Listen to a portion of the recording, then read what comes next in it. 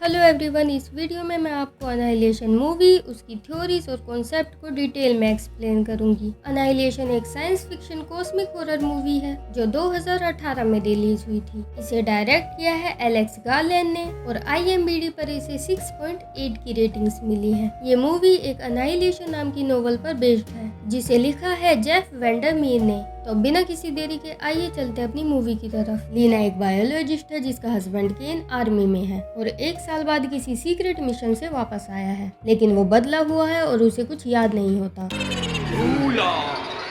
और अचानक वो बीमार पड़ जाता है। उसे एक गवर्नमेंट बेस में ले जाया जाता है जहां लीना को पता चलता है कि उन्होंने ही केन को उसकी टीम के साथ एक शिमर नाम के एरिया के अंदर भेजा था जहां से आज तक कोई वापस नहीं आ पाया है सिवाय केन के। वेंट्रेस उसे बताती है कि 3 साल पहले लाइट हाउस पर एक मिट्टियोर गिरा था और वहाँ से ये शिमर फैलता जा रहा है और जल्द ही वो पूरी दुनिया में फैल जाएगा। लीना केन और शिमर को समझने के लिए 4 लेडीज के साथ शिमर के अंदर मिशन पर जाती है जिसकी हेड वेंट्रेस होती है। वो सभी अलग अलग साइंस फील्ड में एक्सपर्ट्स होती हैं और वेंट्रेस साइकोलॉजिस्ट होती है। शिमर के अंदर उन्हें पता चलता है कि वहाँ अजीब तरह से म्यूटेशन हो रहा है। सभी लिविंग बीइंग के DNA आपस में मिक्स होकर कुछ नया बना रहे हैं, जैसे कि प्लांट्स ह्यूमन बॉडी शेप में उग रहे हैं और एक एलिगेटर के दांत शार्क के होते हैं। धीरे धीरे सभी टीम मेंबर्स मरने लगते हैं और लीना लाइट हाउस तक पहुंच जाती है जहां उसे पता चलता है कि केन लाइट हाउस के अंदर ही मर गया था और जो वापस आया था वो केन नहीं बल्कि उसका कोई डुप्लीकेट है। लीना लाइट हाउस के अंदर एक गुफा में जाती है जहां उसका सामना शिमर के मेन सोर्स एक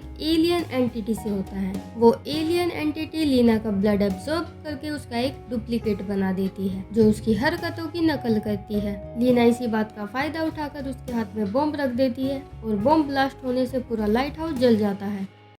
खत्म। लेकिन लीना शिमर से अफेक्ट हो चुकी है और केन का डुप्लीकेट भी पूरी तरह ठीक हो जाता है। उनकी आंखें ग्लो करती है और मूवी एंड हो जाती है। आइए चलते हैं अब इसकी थ्योरीज।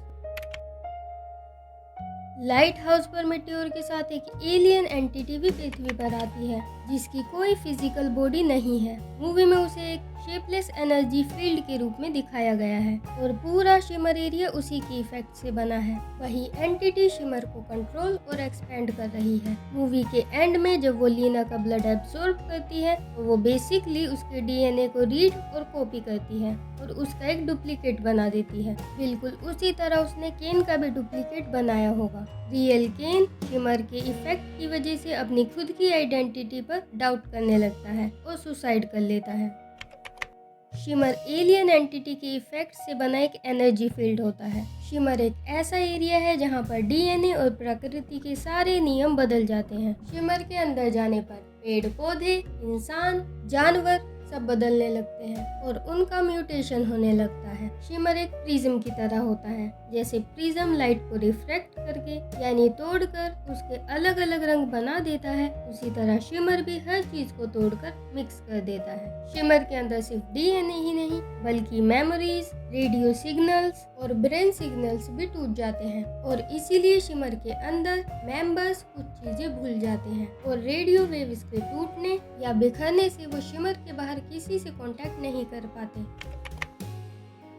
मूवी में एक म्यूटेटेड बियर यानी शिमर के इफेक्ट से बदला हुआ भालू कैसी को मारता है और कैसी को मारने के बाद जब भी भालू दहाड़ता है तो उसकी दहाड़ के साथ कैसी की दर्द भरी आवाज भी आती है जो हेल्प के लिए चिल्ला रही होती है। दोनों की आवाज मिक्स होना कोई सामान्य या रियल साइंस प्रोसेस नहीं है बल्कि शिमर के अपने खास नियम की वजह से होता है। शिमर के अंदर DNA और जेनेटिक इंफॉर्मेशन रिफ्रैक्ट होकर आपस में मिक्स हो जाते हैं, इसलिए जब म्यूटेटेड बेयर कैसी को मारता है तो उसके दिमाग की लास्ट एक्टिविटी जैसे डर और मदद के लिए चिल्लाना किसी तरह भालू के अंदर मर्ज हो जाता है। मतलब कि कैसी के ब्रेन सिग्नल्स भालू के DNA में मिक्स हो जाते हैं। लेकिन इसका मतलब ये नहीं कि भालू कैसी बन गया है या कैसी का पूरा दिमाग भालू के अंदर मर्ज हो गया है। कैसी के न्यूरॉन सिस्टम का लास्ट वॉइस पैटर्न ही रिफ्रैक्ट होकर भालू के DNA में मिक्स हो जाता है। जैसे कि मान लो कि भालू एक रिकॉर्डर है जिसमें कैसी की सिर्फ आखिरी चीख रिकॉर्ड हो गई है और जब वो वो दहाड़ता है तो वो रिकॉर्डिंग भी साथ में प्ले हो जाती है। ये सीन बाकी टीम मेंबर्स के दिमाग में एक साइकोलॉजिकल हॉरर पैदा करता है, क्योंकि जब भी भालू दहाड़ता है तो कैसी की आवाज आती है जो हेल्प के लिए चिल्ला रही है, जिससे उन्हें ऐसा फील होता है कि कैसी भालू के अंदर ही फंसी हुई है। ये सीन दिखाता है कि शिमर आइडेंटिटी को तोड़कर सभी जीवों के बीच की सीमाओं को मिटा देता है।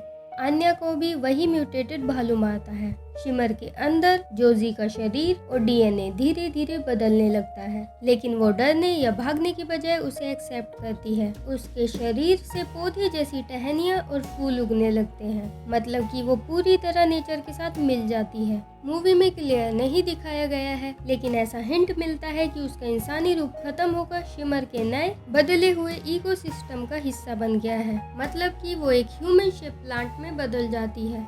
वेंट्रेस, जिसे पहले से ही कैंसर होता है, लाइट हाउस तक पहुंच जाती है। लाइट हाउस में वो उस एलियन एंटिटी से मिलती है और बदलने लगती है। उनकी पूरी बॉडी छोटे छोटे पार्टिकल्स में टूट जाती है और वो उस लिविंग लाइट प्रेजेंस यानी एलियन का हिस्सा बन जाती है। लीना के सेल्स भी शिमर के अंदर बदलने लगते हैं, मतलब लीना भी शिमर से अफेक्ट हो चुकी है और उसका हिस्सा बन चुकी है। मूवी के एंड में भी शिमर पूरी तरह खत्म नहीं होता, क्योंकि डुप्लीकेट केन और अब लीना भी शिमर का पार्ट है और वो उनके अंदर अभी भी एग्जिस्ट करता है। शिमर दिखाता है कि इंसान धीरे धीरे खुद को सेल्फ डिस्ट्रक्ट करता है और शिमर डिस्ट्रक्शन को क्रिएशन में बदलकर नया रूप देता है, मतलब कि कुछ लोग गिल्ट, डिप्रेशन, एडिक्शन और बैड डिसीजन से धीरे धीरे खुद को बर्बाद करते हैं। फिल्म के सारे कैरेक्टर्स अंदर से पहले ही परेशान होते हैं। शिमर के अंदर जाते ही उनके अंदर की टूटन बाहर आने लगती है, जैसे जोजी खुद को हर्ट करती थी और एंड में वो इंसान से बदलकर एक प्लांट बन जाती है। लीना अपने हस्बैंड को चीट करने के गिल्ट और रिग्रेट में थी, इसलिए लाइट हाउस में उसे अपने दूसरे वर्जन का सामना करना पड़ता है। कैसी के अंदर उसकी बेटी खोने का दुख है और वो हेल्पलेस फील करती है। वो म्यूटेटेड बेर का शिकार होती है और उसके दर्द का एक हिस्सा कहीं न कहीं भालू के अंदर रह जाता है। आन्या गुस्से वाली और एडिक्टेड होती है और उसका गुस्सा शिमर के अंदर और बाहर निकल कर आता है। वेंट्रेस अंदर से खालीपन महसूस करती है और एंड में पूरी तरह डिसॉल्व हो जाती है। शिमर में हर कैरेक्टर का बदलना उनके अंदर की कमजोरी और दर्द का सिंबल होता है। मूवी में वो एलियन या शिमर डिस्ट्रक्शन और क्रिएशन का सिंबल है। So thank you so much for watching my video. मिलते हैं अगली वीडियो में, जब तक के लिए bye bye, take care and B